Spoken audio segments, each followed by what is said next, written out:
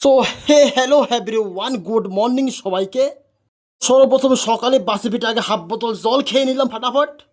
বাসি পেটে জল খেলে নাকি শরীরের পক্ষে খুবই ভালো। তো চলো আমরা তাড়াতাড়ি আগে আমার বিছানাপত্রগুলো উঠিয়ে নিয়ে এখনো পড়ে আছে।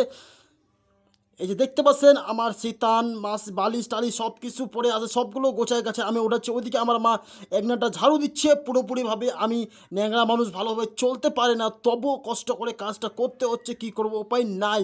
কারণ আমার বউ প্রেগনেন্ট আছে, ও বেশি নড়াচড়া করতে পারে না, পারে কিন্তু কষ্ট হয়, তাই আমি একটু কষ্ট করে এই কাজগুলো করে দিই। দেখেন আমি কিভাবে চলি। আমার পায়ের মধ্যে এখনও লাগা আছে ওই রডগুলো, দেখতে পাচ্ছেন সবাই।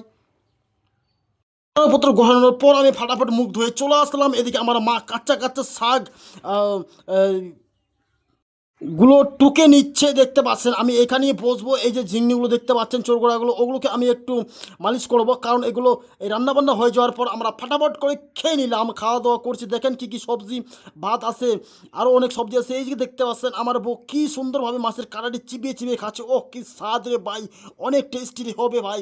এই যে দেখেন অনেক রকম আইটেম করা হয়েছে। তারপরে খাওয়া দাওয়ার পরে আমরা একটু বসে আড্ডা মারবো। এদিকে আমার বউ ওয়াইফ মানে মোবাইল দেখতেছে, আর আমার মা স্কুলে যাওয়ার জন্য তৈরি হচ্ছে। তো ভিডিওটি কেমন লাগলো সবাই অবশ্যই কমেন্ট করে বলবেন।